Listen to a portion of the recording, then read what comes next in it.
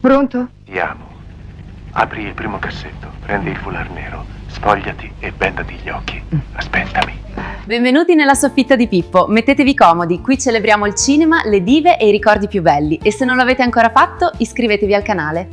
Oggi parliamo di Eva Orlowski, nome d'arte di Luisa Lidia Ada Cavinato, nata a Genova il 1 gennaio 1956. Un nome che molti associano al cinema per adulti tra la fine degli anni 80 e l'inizio dei 90. Ma dietro Eva c'è una storia sorprendentemente ricca, fatta di trasformazioni continue. Prima dei riflettori, prima dei set, prima di Diva Futura, Luisa conduce una vita normalissima. Si diploma in scienze infermieristiche e lavora per anni come addetta alla sala operatoria all'ospedale San Martino di Genova. Turni lunghi, corsie silenziose, responsabilità pesanti. Un mondo fatto di precisione e rigore, lontanissimo dallo spettacolo. Poi arriva il 1989. Un viaggio a Roma, un incontro che sembra casuale e invece cambia tutto. Schicchi resta colpito dalla sua presenza naturale, dal suo modo diretto di porsi, da quella bellezza concreta che non nasce nei salotti, ma nella vita vera. Le propone di provare davanti alla macchina da presa. Luisa accetta, lascia il camice bianco e nasce Eva Orlowski.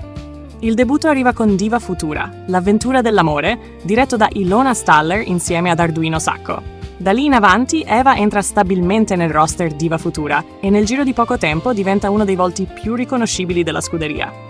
In circa 5 anni gira 16 film, conquistando il pubblico con il suo fascino mediterraneo e con un approccio molto personale alla scena. Meno costruito, più istintivo, quasi terreno.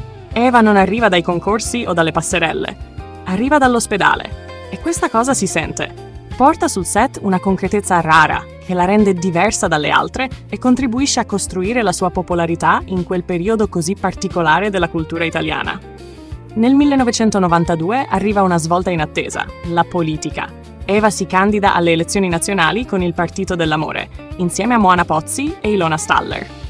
È un'operazione simbolica, provocatoria, perfettamente in linea con lo spirito dei primi anni 90. L'esperimento però non porta all'elezione, ma resta uno dei momenti più curiosi della sua carriera pubblica.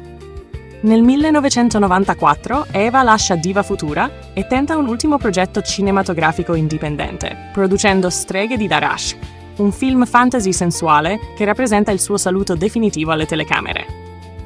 Il progetto non ottiene il riscontro sperato e con grande lucidità Eva decide di chiudere quel capitolo. Ed è qui che arriva un altro cambio di vita. Nello stesso anno acquista una cascina a Castelnuovo Bormida in Piemonte e la trasforma nella cascina Orlowski, agriturismo e ristorante. Scopre una passione autentica per la cucina e per l'ospitalità, tanto da diventare presidente della sezione alessandrina dell'Unione Cuochi Europei. Dalle luci dei set ai profumi della campagna. Altro giro, altra identità. Ma Eva non rinuncia del tutto all'impegno pubblico. Nel 1997 si candida a sindaco con una lista civica. Non vince, ma con 113 preferenze entra in consiglio comunale. Nel 2000 tenta anche le regionali piemontesi con i Liberal Sgarbi, senza successo. Nel 2007 torna infine alle origini, vince un concorso pubblico e rientra in ospedale come infermiera a Ovada. Dopo cinema, politica e ristorazione, riprende il camice bianco. Una scelta che racconta molto del suo carattere. Nel 2010 attraversa uno dei momenti più difficili della sua vita, venendo coinvolta in una vicenda giudiziaria che fa molto rumore, con accuse legate allo spaccio di sostanze. È una parentesi pesante che la espone alla cronaca nazionale e mette alla prova la sua forza. Ma anche questa volta Eva riesce a rialzarsi.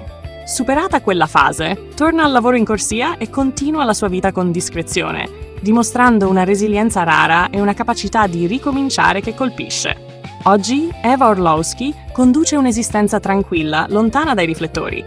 Lavora ancora come infermiera e continua a occuparsi della sua cascina Orlowski, accogliendo ospiti tra buona cucina e atmosfera familiare. Una quotidianità semplice dopo un percorso pieno di curve. Nella vita privata è sposata con Giulio Pistarino, detto Titti, ex batterista dei Beatnik, gruppo musicale popolare negli anni 60. Insieme hanno avuto un figlio e sono rimasti uniti nonostante i tanti cambiamenti. E così si chiude la storia di una donna che ha attraversato mondi diversissimi, sanità, cinema, politica, ristorazione, per poi tornare alle origini. Eva Orlowski è il ritratto di una vita che non ha mai smesso di trasformarsi. Se questa puntata vi è piaciuta, lasciate un like. Iscrivetevi alla Soffitta di Pippo e scrivetemi nei commenti chi vorreste incontrare nella prossima storia. Io vi leggo sempre e prendo appunti. Un abbraccio dalla soffitta, soffittari, e alla prossima!